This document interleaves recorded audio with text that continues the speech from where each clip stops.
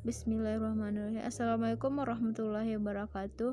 Perkenalkan, nama saya Dina Darmi Sylvia dari Lokal 6 SPIC. Di kesempatan kali ini saya akan mencoba menjelaskan tentang demokrasi. Baiklah, saya akan menjelaskan tentang perkembangan sejarah demokrasi. Pada pertumbuhan demokrasi telah mencakup beberapa asas dan nilai yang diwariskan kepadanya dari masa yang lampau, yaitu gagasan mengenai kebebasan beragama yang dihasilkan oleh aliran reformasi serta perang-perang agama yang menyusulnya. Demokrasi konstitusional. Ciri khas dari demokrasi konstitusional ialah gagasan bahwa pemerintahan yang demokrasi adalah pemerintahan yang berbatas kekuasaannya dan tidak dibenarkan bertindak sewenang-wenang terhadap warga negaranya. Selain itu, Undang-Undang Dasar kita menyebut secara eksplisit dua prinsip yang menjiwai naskah itu, yang dicantumkan dalam penjelasan Undang-Undang Dasar 1945 mengenai sistem pemerintahan negara, yaitu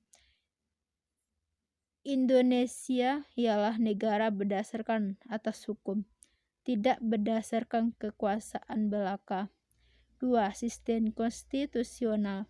Pemerintahan berdasarkan atas sistem konstitusi atau hukum dasar, tidak bersifat absolutisme atau kekuasaan yang tidak terbatasi. Demokrasi konstitusional abad ke-19. Negara hukum klasik.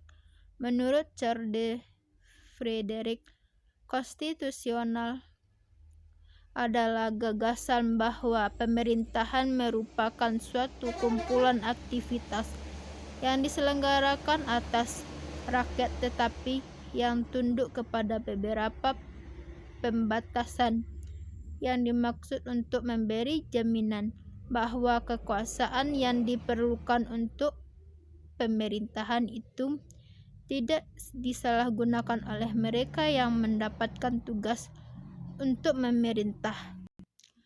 Demokrasi konstitusional abad ke-20. Dalam abad ke-20, terutama sesudah Perang Dunia Kedua, telah terjadi perubahan-perubahan sosial dan ekonomi yang sangat besar. Perubahan-perubahan ini disebabkan beberapa faktor antara lain, yaitu bangkitnya kecaman terhadap akses dalam industrialisasi dan sistem kapitalis, tersebarnya paham sosialisme yang menginginkan pembagian kekayaan secara merata, serta kemenangan diri beberapa partai sosialis di Eropa seperti di Swedia dan Norwegia. Perkembangan demokrasi di Asia, Pakistan, dan Indonesia. Sesudah berakhirnya Perang Dunia Kedua, muncul beberapa negara di Asia dan Afrika, yaitu bagaimana mengubah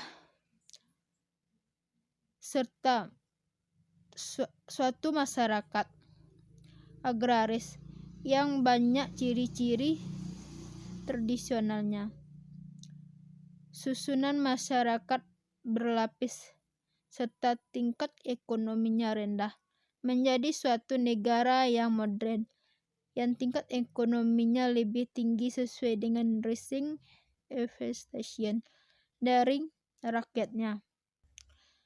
Masa Republik Indonesia I pada tahun 1945 sampai 1950. Pada masa demokrasi konstitusional, Sistem parlementer yang mulai berlaku sebulan sesudah kemerdekaan diplomirkan dan kemudian diperkuat dalam Undang-Undang Dasar 1945 dan 1950 ternyata kurang cocok untuk Indonesia. Meskipun dapat berjalan memuaskan dalam beberapa negara Asia lain. Masa Republik Indonesia pada tahun 1959 sampai 1965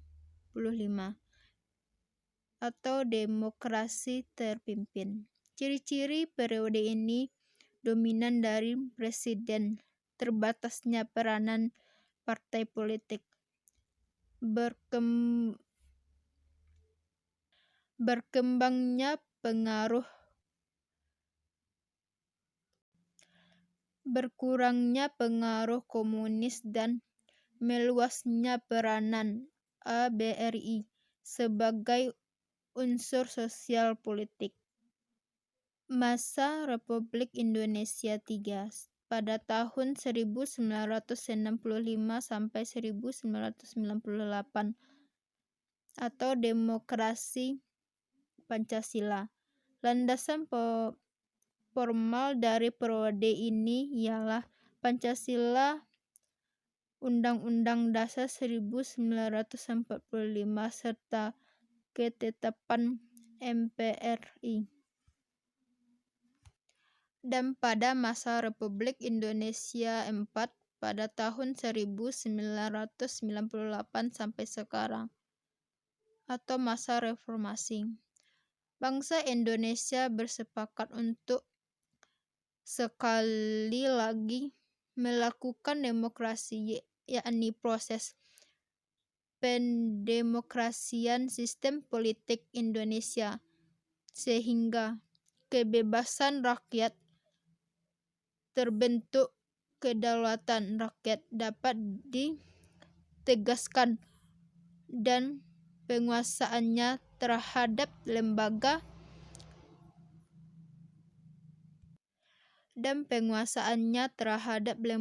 eksekutif dapat dilakukan oleh lembaga wakil rakyat atau DPR. Baiklah, hanya itu yang dapat saya jelaskan tentang demokrasi. Kalau ada kata-kata saya yang salah, saya minta maaf. Assalamualaikum warahmatullahi wabarakatuh.